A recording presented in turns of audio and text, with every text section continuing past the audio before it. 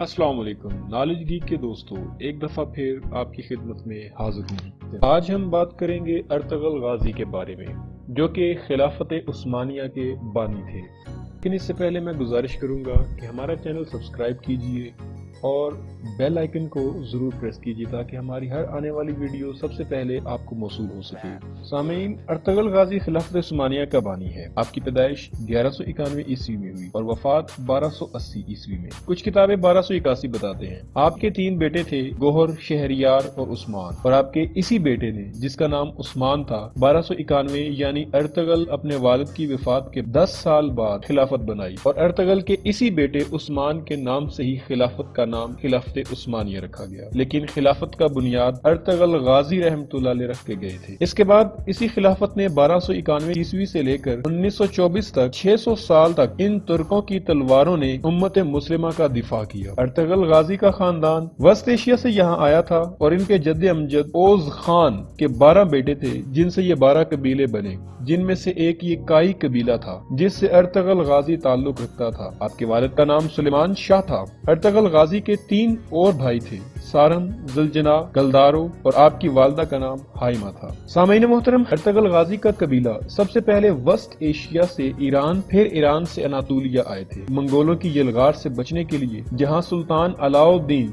جو سلجوق سلطنت کے سلطان تھے، اور یہ سلجوق ترک سلطان الپ ارسلان نے قائم کی تھی۔ 1071 میں بیزنٹائن کو بیٹل آف مینزیکرٹ میں عبرتناک شکست دے کر، اور سلطان الپ ارسلان تاریخ کی بہت بڑی شخصیت تھی اور اسی سلطنت کا آگے جا کر سلطان علاؤ الدین بنے تھے۔ اسی سلطان علاؤ الدین کے سائے تلے یہ 12 قبیلے اوز خان رہتے تھے۔ اسی کائی قبیلے کے چیف ارطغرل بنے اور اپنے والد سلیمان شاہ کی وفات کے بعد سب سے پہلے اہلت آئے تھے، پھر اہلت سے حلب گئے تھے۔ 1232 جہاں سلطان صلاح الدین ایوبی کے پوتے العزیز کی حکومت تھی، سب سے پہلے ارطغرل نے العزیز سے دوستی کی، پھر سلطان علاؤ الدین کی بھانجی حلیمہ سلطان سے شادی، جس سے آپ کو 3 بیٹے ہوئے، اوپر جو میں نے نام میں بتا دیے ہیں۔ ایوبیوں اور سلجوقی کی دوستی کروائی، صلیبیوں کے ایک مضبوط قلعے کو فتح کیا جو حلب کے قریب تھا۔ اس کے بعد ارطغرل سلطان علاؤ الدین کے بہت قریب ہو گیا۔ اس کے بعد منگولوں کی یلغار قریب ہوئی تو ارطغرل غازی نے منگول کے ایک اہم لیڈر نویان کو شکست دی۔ نویان منگول بادشاہ اوکتائی خان کا رائٹ ہینڈ تھا۔ اوکتائی خان چنگیز خان کا بیٹا تھا اور اس اوکتائی کا بیٹا ہلاکو خان تھا جس نے بغداد روندا تھا۔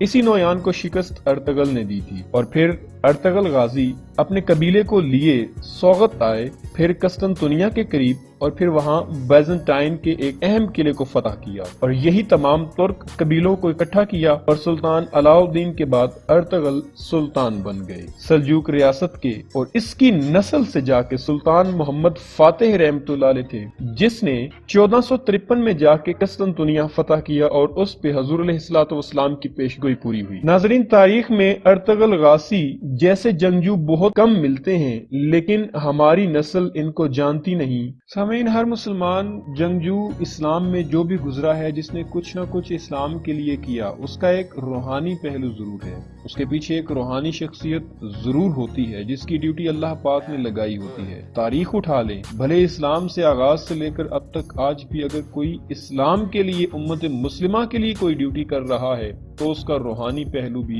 ضرور ہوگا۔ اس جنگجو ارطغرل غازی کے پیچھے اللہ تبارک و تعالی نے اور حضور صلی اللہ علیہ وآلہ وسلم کے فیضان سے جس کی ڈیوٹی لگائی گئی تھی، وہ شیخ محی الدین ابن العربی رحمۃ اللہ علیہ تھے، جو اندلس سے ارطغرل غازی کی روحانی مدد کو پہنچے تھے۔ حضور صلی اللہ علیہ وآلہ وسلم کی خوبصورت حدیث شریف ہے کہ اتقوا فراست المؤمن فإنہ ينظر بنور اللہ تعالی، کہ مومن کے فراست سے ڈرو کہ وہ اللہ کے نور سے دیکھتا ہے۔ یہ کوئی جذباتی یا مبالغہ آرائیاں نہیں ہیں، یہ سب وہی سمجھ سکتا ہے جو روحانیت پر یقین رکھتا ہے۔ اللہ پاک ارطغرل غازی کا رتبہ بلند فرمائے اور ہزاروں رحمت ہوں اس پر۔ امید ہے آپ سب کو ویڈیو بہت پسند آئی ہوگی۔ پسندیدگی کی صورت میں چینل کو سبسکرائب کیجئے، ویڈیو زیادہ سے زیادہ شیئر کیجئے اور کمنٹ کرنا مت بھولیے۔ بہت شکریہ۔